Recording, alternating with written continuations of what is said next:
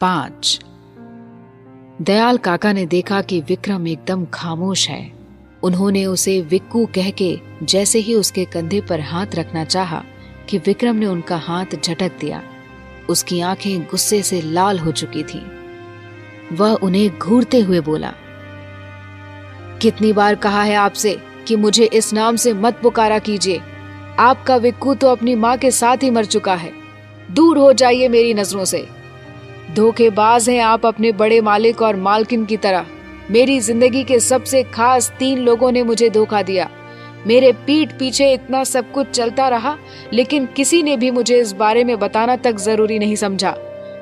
और जब मुझे सब कुछ पता चला तो बहुत देर हो चुकी थी। भाई माना था आपको मेरी माँ ने। आपकी कलाई पर राखी बांधती थी वो। फिर क्यों भाई होने का फर्ज नहीं निभाया?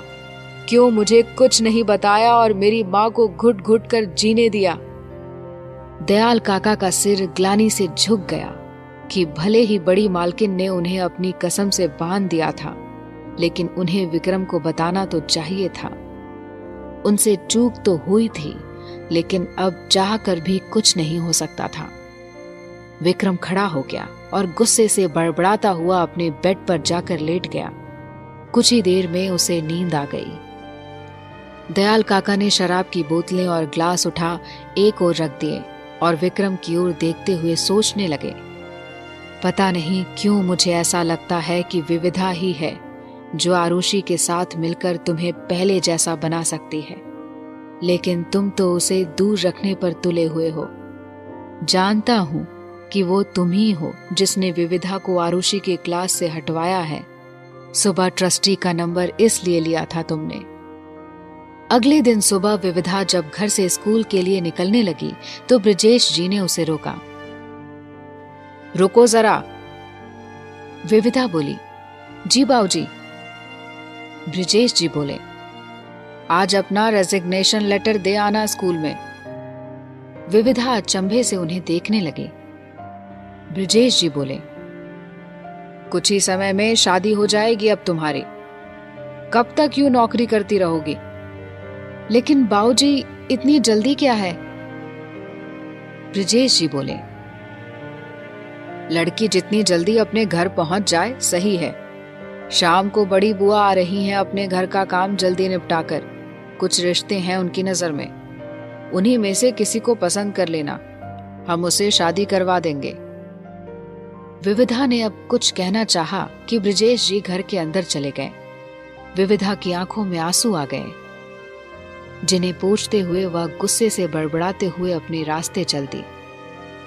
पता नहीं इस बुआ को क्या दुश्मनी है मुझसे, और बाऊजी भी हर वक्त उनकी ही सुनते हैं। मुझे बेटी कम बोझ ज्यादा समझते हैं। क्या इन्हें ये नहीं दिखता कि बुआ की खुद की विविधा से भी बड़ी बेटी है? उसकी शादी क्यों नहीं कराते ये लोग? छवि जी ब्रजेश जी से नाराजगी भरे लहजे में बोली, मैंने सुना जो आपने कहा विविधा से, लेकिन आप ललिता दीदी से कहते क्यों नहीं कि पहले अपनी बेटी की शादी करें? जब उनके पास इतने ही अच्छे रिश्ते हैं तो क्यों वक्त जाया कर रही हैं? ब्रजेश जी बोले, वो इसलिए क्योंकि दीदी चाहती हैं कि पहले मैं अपनी जिम्मेदारी से मुक्त हो जाऊं। उनके प्यार को तुम कभी नहीं समझ पाओगे।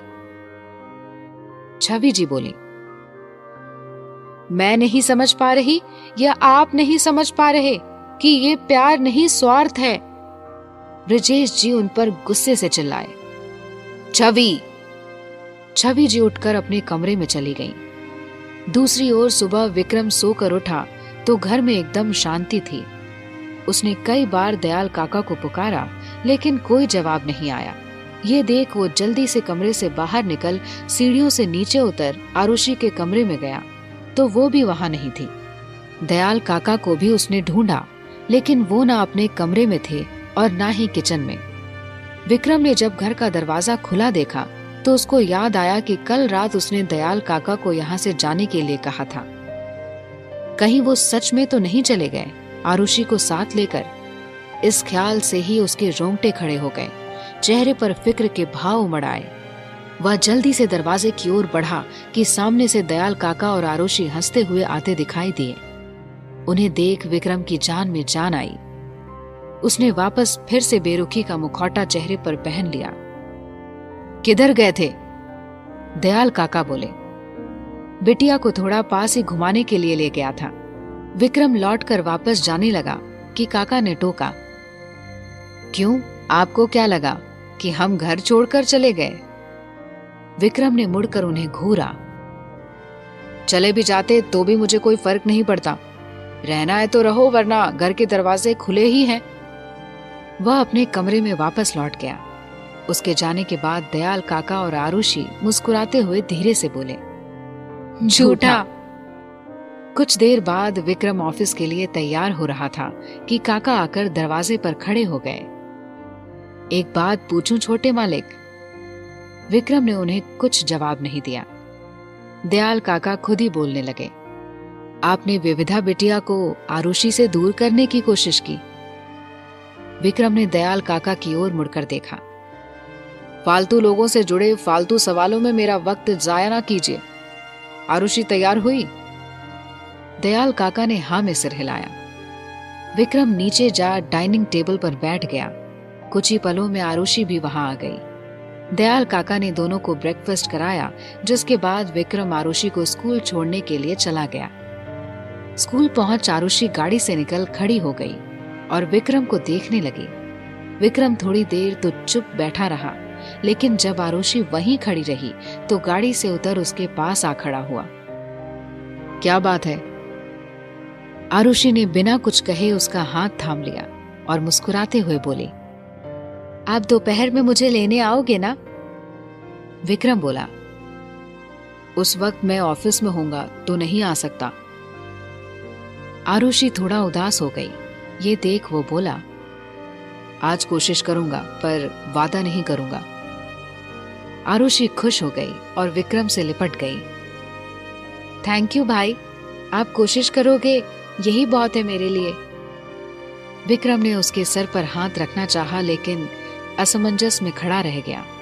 आरुषि ने जब विक्रम की तरफ से कोई प्रतिक्रिया नहीं पाई तो दूर हट गई और बाय बोल अपनी क्लास की तरफ बढ़ गई। विक्रम वापस गाड़ी की तरफ चल पड़ा। आरुषि ने पीछे मुड़कर इस उम्मीद से देखा कि शायद विक्रम वहीं खड़ा होगा, लेकिन उसे जाते देख वो मायूस हो आगे बढ़ गई। विक्रम गाड़ी के पास पहुंच दरवाजा खोल जैसे ही बैठने को हुआ कि किसी ने अपना हाथ सामने कर उसका रास्ता रोक लिया। विक्रम ने जब नजरें घुमाकर देखा तो सामने विविधा खड़ी थी। दोनों एक दूसरे को गुस्से से देखने लगे। विक्रम और विविधा गुस्से से एक दूसरे को देखने लगे। विविधा बोली, पड़ गई कलेजे को ठंडक मेरी क्लास छुड़वा के? लेकिन याद रखना, मैं चुप बैठने वालों में से नहीं हूँ। मेरे लिए सिर्फ आरुषि ही नहीं बल्कि मेरी क्लास के बाकी 59 स्टूडेंट्स भी खास हैं। लेकिन तुमने मुझे उन सब से भी दूर कर दिया, सिर्फ अपनी ईगो के चक्कर में। वैसे तुमको बता दूं कि तुम्हारी मेहनत बेकार हो गई। क्लास में ना सही, स्कूल में तो मैं हूँ ना। और मान लिया कि तुमने मुझे स्कूल से भी निकलवा दिया, तो तुम्हारा घर तो मैंने देखा ही हुआ है। फोन नंबर भी है दयाल काका और आरुषि का। अब मेरे डर से शहर छोड़कर भाग जाओ तो फिर मैं कुछ कह नहीं सकती। विक्रम इरिटेट होते हुए बोला, तुम थकती नहीं हो क्या पूरा दिन चपड़ चपड़ करते हुए? लगता है तुम सभी को अपना स्टूडेंट समझती हो कि जिसे भी देखा उसे ही लेक्चर देना शुरू हो गई। मैं भागने वालों में से नहीं हूँ, समझी? तुम्हारी कल रात की और अब ये बदतमीजी माफ कर रहा हूँ, सिर्फ आरुषि और दयाल काका की वजह से। अगली बार मेरे सामने बोलने से पहले 10 बार सोच लेना। विविधा कुछ कहने को हुई कि विक्रम के गुस्से से भरे चेहरे को देख डर गई। उसने अब चुप रहना ही बेहतर समझा। विक्रम ने विविधा का बाजू पकड़ उसे एक साइड कर दिया और गाड़ी में बैठकर वहां से निकल गया। विविधा हैरान सी खड़ी रह गई। यह मुझे धक्का देकर गया, इसकी इतनी हिम्मत! लगता है आज का मेरा दिन ही सही नहीं चल रहा है। यहाँ इसका टेंशन देखो तो वहाँ पर मंत्रा बुआ का कहर। पता नहीं कौन से नमूने को पसंद किया है उन्होंने, और ऊपर से बाऊजी भी उनकी हाँ में हाँ मिलाते रहते हैं। माँ नहीं होती तो पता नहीं मेरा क्या होता। बड़बड़ाते हुए विविधा स्कूल के अंदर चली गई।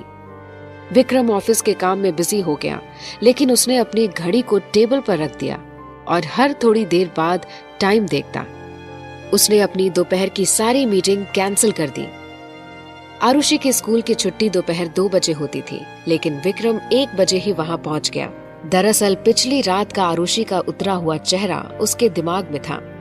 वह नहीं चाहता था कि वह भी अपने पिता की तरह जिम्मेदारियों से बचे, और उसके मन के किसी कोने में एक डर यह भी था कि जैसे कल्पना ने आकर उससे उसका परिवार छीन लिया था, कहीं वैसे ही विविधा भी अपने अच्छे स्वभाव की वजह से उससे उसके नए परिवार यानी कि आरुषि और दयाल काका को उससे छीन न ले। वह दायरा जो उसने अपने चारों ओर बनाया था, नहीं चाहता था कि उसे कोई तोड़े। वह फिर से हंसना, जीना, विश्वास करना, प्यार करना नहीं सीखना चाहता था, क्योंकि पिछली बार ऐसा करने की सजा उसे उसकी माँ को खोकर चुकानी पड़ी थी। वो अब जैसा है वैसा ही रहना चाहता था। नहीं चाहता था कि कोई उसके अंदर एक कोने में कैद पुराने विक्रम को रिहाई दिलाए, लेकिन विविधा उसे कहीं पहले जैसा न बना दे, इसलिए उसने उसे अपने उस छोटे से परिवार से दूर करना बेहतर समझा। अब वह किसी से भी कैसा भी रिश्ता नहीं रखना चाहता था, तो विविधा को भी इजाजत नहीं मिलेगी। इस लड़की ने उस रोज आरुषि के लिए उसके दिल में मौजूद नफरत को कितनी आसानी से गलत साबित कर दिया था। कहीं वैसे ही उसके अंदर समाये रिश्तों के लिए गुस्से को शांत कर दिया तो उसका क्या होगा? वह इस गुस्से और दर्द का एक तरह से आदी हो चुका था और उसे अब खुद से दूर नहीं करना चाहता था। उसे अपने परिवार की फिक्र थी, लेकिन जताने से परहेज करता था कि कहीं उसकी कमजोरी देखकर कोई फायदा न उठा ले। वह किसी के भी सामने कमजोर नहीं पड़ना चाहता था। हर कोई उसके गुस्से से डरता था, लेकिन ये विविधा डरती तो थी पर साथ ही जवाब भी देती थी। विक्रम उसमें भी अपना डर बैठाना चाहता था ताकि वह उससे खुद ही दूर हो जाए।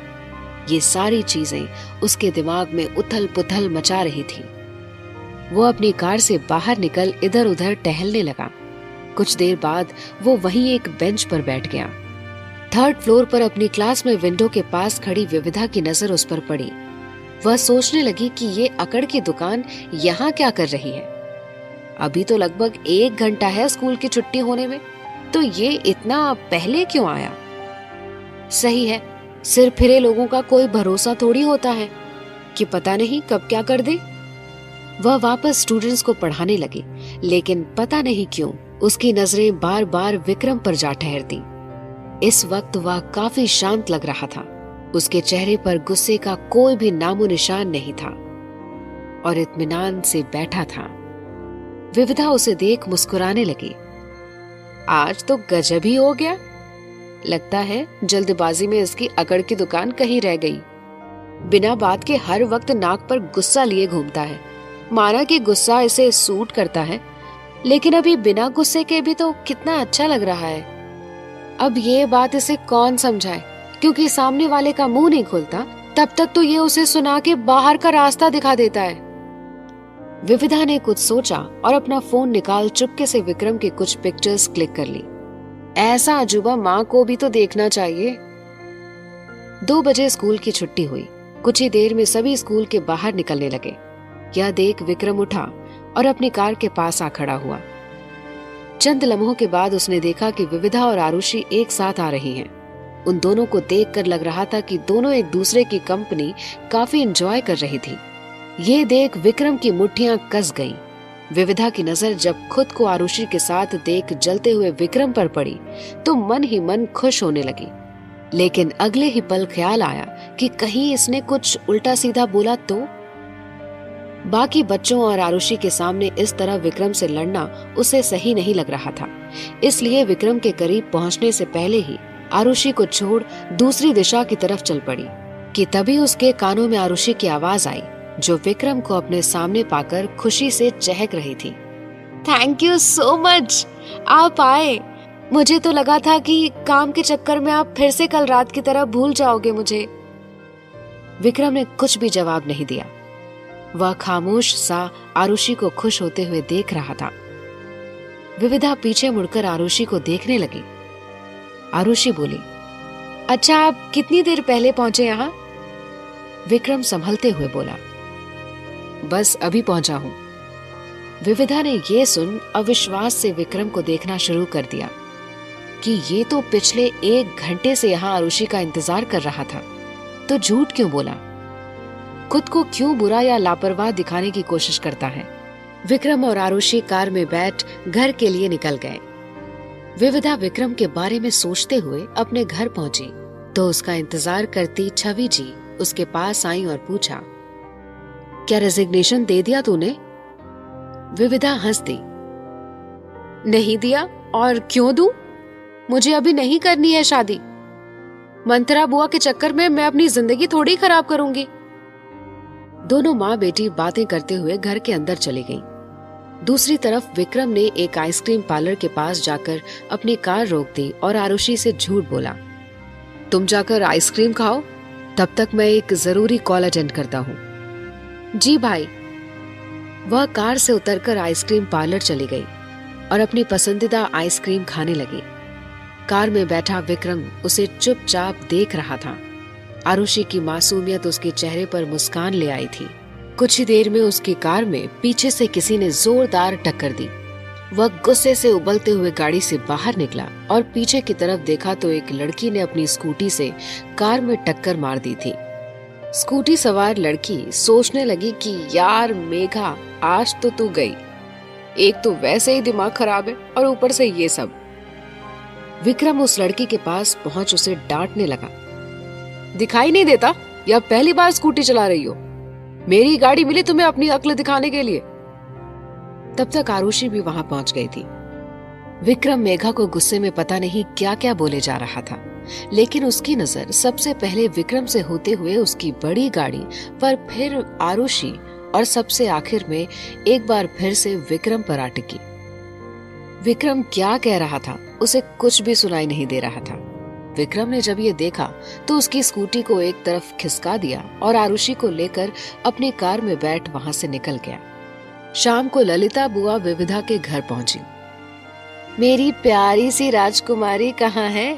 देखो तो मैं तुम्हारे लिए कितने सारे रिश्ते लेकर आई हूँ। जल्दी से बाहर आकर पसंद कर लो अपने लिए कोई भी राजकुमार। अपने कमरे में बैठी विविधा ने ये सुना तो अपने बिस्तर पर लेट गई और तकिए से अपना चेहरा छुपा लिया। आ गई मीठी छुरी। ललिता बुआ की आवाज सुन छवि जी अपने कमरे से बाहर निकली और बुआ को बैठने का इशारा करते हुए बोली, आ गई आप दीदी? ललिता बुआ बोली, मैं तो आ गई, लेकिन लगता है कि तुम्हारी बेटी घर में नहीं है, वरना घर में कोई बड़ा आए तो आशीर्वाद तो लेना ही चाहिए। कल को शादी होगी तो नाक कटाएगी ये लड़की। छवि जी को उनकी ये बात अच्छी तो नहीं लगी, लेकिन कर भी क्या सकती थी। कमरे में ही है, लगता है सो गई है, मैं अभी जाकर देखती हूँ। तभी ब्रजेश जी बाहर से आते दिखाई दिए। उनके हाथ में 2 पैकेट थे। ललिता बुआ को देखते ही वो छवि जी को सारा सामान थमा उनके पास बैठ जाते हैं। दीदी, आप बिल्कुल सही समय पर आई हो। बाजार से आपके लिए गर्मा गर्म समोसे और जलेबियां लाया हूँ, आपको बहुत पसंद है ना? ललिता बुआ छवि जी के हाथों में मौजूद दोनों पैकेट्स को ललचाई नजरों से देखने लगी, फिर अगले ही पल मुंह में आए बाल्टी भर पानी को निगलते हुए बोली, अब कहाँ कुछ पसंद है छुटकन, इन सब का मोह नहीं बचा है मुझे।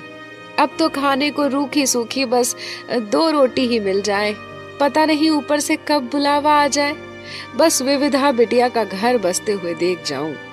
ब्रजेश जी भावुक होते हुए बोले, ऐसा ना बोलो दीदी, अगर आपको कुछ हो गया तो मैं तो अनाथ ही हो जाऊंगा।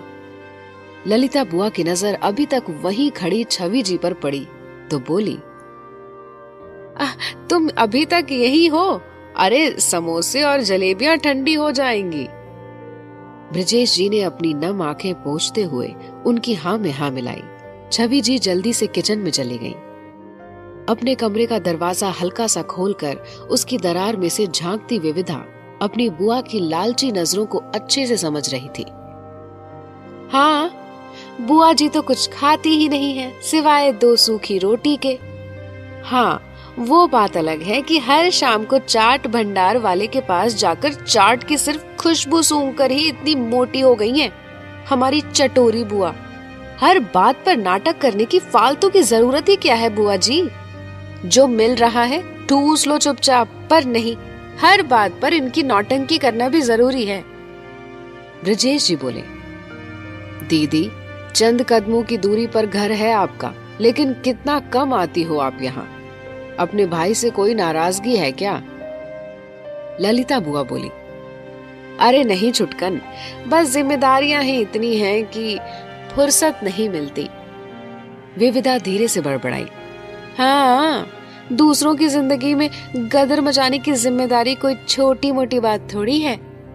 कुछ ही देर में छवि जी समोसे जलेबी के साथ राजभोग भी ले आई तो ललिता जी की तो खुशी का ठिकाना ही नहीं रहा।